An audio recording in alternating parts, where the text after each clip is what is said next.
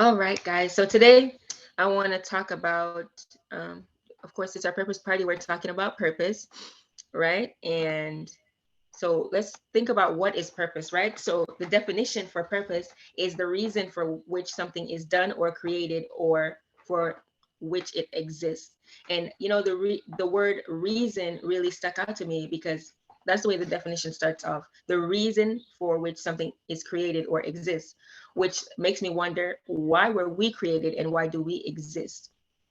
And I know there's a foundational reason why we exist. It's for God's glory, right? We're all created for the glory of God, to glorify God. But what does it actually look like to live a life that glorifies God, right? We're all individuals, which means that our lives glorify God, but it's going to look different in the way that our lives glorify God, which I think that's how our specific purpose comes into play. So even though we're all created to glorify God, because our lives are different, because we're individual people, our specific purpose in the way that we'll glorify God looks different.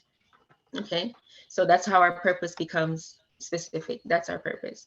So I know that there may be some of us who are not quite sure what our purpose is or even where to begin. And if that happens to be any of us here, I'm happy that we're here because we're in the right place. We're going to be able to help each other. And, as we move forward, we're going to be able to help each other on our journey to finding our purpose and walking in our God given purpose. And then there are those of us who already know our purpose. We know exactly why we were created and why we exist. And I also believe that we're either one of two things, even though we already know our purpose. So either we know what our purpose is and we're already walking in our purpose and we made up our mind, we're not going to let anything stop us by any means necessary. We're going to fulfill our purpose. And then there's those of us who are like, listen, I know what my purpose is, but I don't want to do this right now. You're like running in the other direction until God finally grabbed a hold of your heart, grabbed a hold of your mind. And now you're like, okay, I'm making the decision to willingly partner with God and walk in my purpose. You kind of have like a little Jonah story going on, minus the fish. But either way, I really want to genuinely commend everyone, all of us, for making the step to, making that step of faith to willingly start the journey, regardless of the thoughts or our inhibitions or the hesitations, the reservations, all the reasons why we were running in the first place, if that was your story. And so I just want to commend you on actually taking the step of faith and saying, I'm actually willing to start the journey. I don't know what it's going to look like or how it's going to play out, but I'm willing to do this, right? So with that being said, I really want us to talk about some of the reasons, like why is it so important for us to walk in our purpose, especially in this time and season. So last year on my birthday, I was when it was my birthday last year in 2022, that day I woke up and the day felt very, I don't want to use the word weird, but it was like super relaxed, super chill. And I was just very thoughtful. And then I had some time to be by myself and I just sat and I realized that, the Lord was trying to say something to me, um, which I didn't understand at the time, was for this upcoming year, which is seize the season. And then I understood that it's not just for the year of 2023. 2023 is just a year, but it's also the beginning of a season. So God is saying seize the season, like take hold of the season. And like what I believe is that everything that he put in our hearts and our minds, the things he's given us, the dreams and the visions, like the things that he's deposited in us before to do, and we were unsure, or maybe we were dragging our feet, or maybe we put a little bit of effort and it didn't go anywhere, but we knew that those were inspired by God. Those are the things that we need to dig in and do now, because God is going to show up. He's going to honor our obedience and we will see the fruits of our labor, and we will have a queenly reward for it. I didn't want to say kingly because we're women. So we'll have a queenly reward for it. And before we go into our, just our talking, our discussion, and possibly Q&A, I want to share the 4 reasons why we need to be walking in purpose, because I truly believe that they will help us in our low moments when we feel stuck or confused or just like, God, what did I get myself into?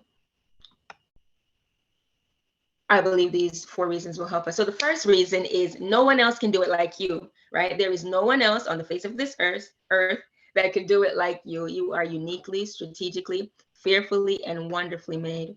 And I know we've all heard this cliche truth, if I may say it that way. I say cliche because we hear it all the time, but it's also something that is true, and that's that we all have a unique fingerprint. That's one of the ways that they're able to capture criminals, or if they find someone who is deceased and they're not able to make out their face, they go to their fingerprint, and if the fingerprint is still intact, they're able to figure out who that purpose is. And God gave us that same uniqueness about us when he created us. So it doesn't matter how many people are doing the thing. There are so many appliance companies, right? Mattress companies, thousands of YouTube channels, podcasts, children's book, all of the above. Even though they're all doing the same thing in the same category, in the same industry, they all have their own element that sets them apart from the rest, no matter the similarities. They all have people that flock to them, even though there are other companies doing what they do. There are other YouTube channels showing what they show. There are other podcasts speaking about the same topic that they're talking about. Just like a church, right? All churches are preaching the gospel of Jesus Christ, but not everybody's going to the same church because each of them have their own similarities. So it's the same thing with us. No one else can do it like you. There is nobody else on the face of this earth that can do the thing that you were created to do. There's only one person that can do it like you, and that's you. All right. And the second reason is you owe it to yourself. You owe it to yourself to know that you did your best to execute. You owe it to yourself to realize your potential. You owe it to yourself to see how far you can go. And if you're worried about failing, listen, it's better to try and fail than to not try at all. Because even if you fail, you're still going to gain.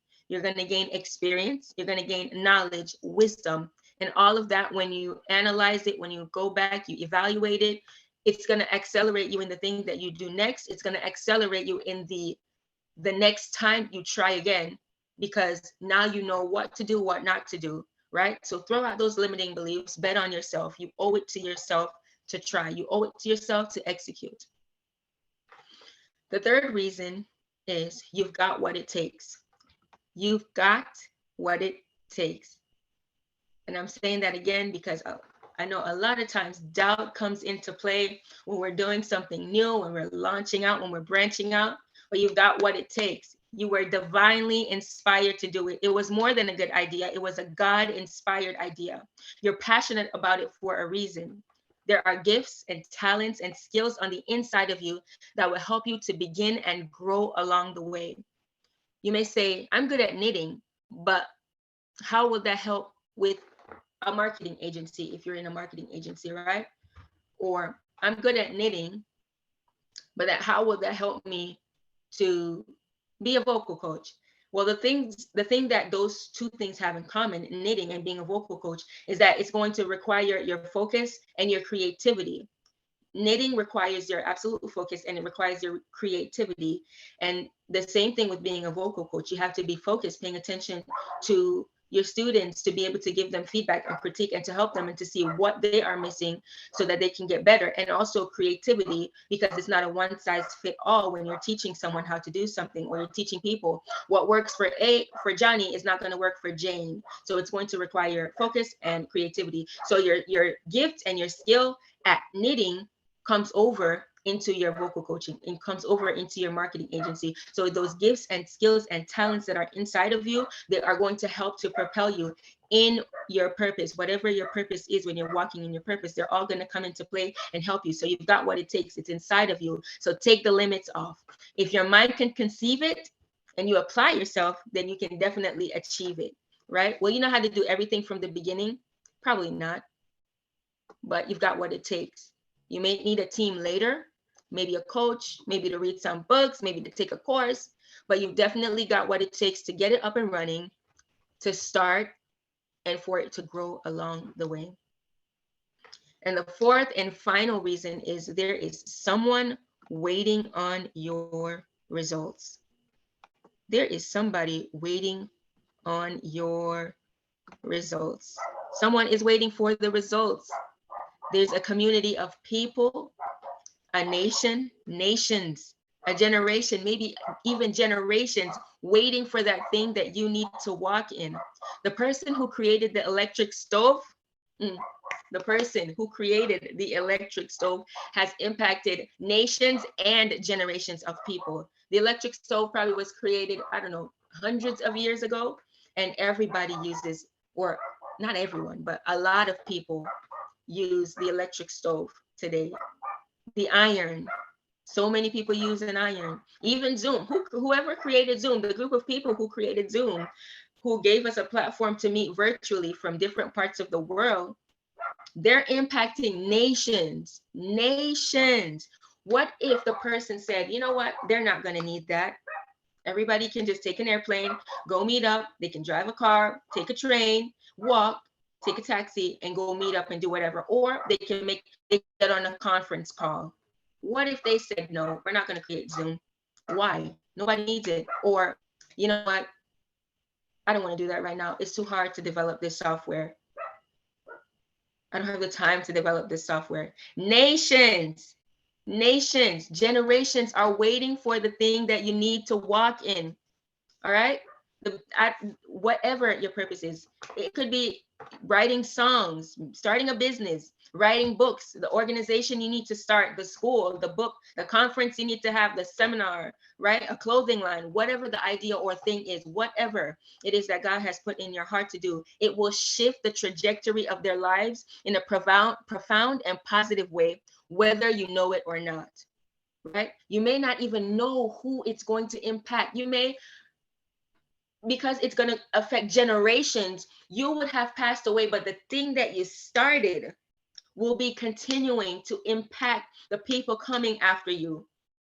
Nations that you've never been to or will never even step foot in, they will be impacted by the thing that you need to do. There is someone waiting for the results. So seize the season. This is the right time. And it's your time. This is the right season and it's your season, regardless of any potential opposition. And when you get in the thick of things, when things get hard, tough, and you have to fight a little bit more, remember, no one else can do it like you. You owe it to yourself. You've got what it takes, and there are people waiting on the results. Seize the season and press for purpose.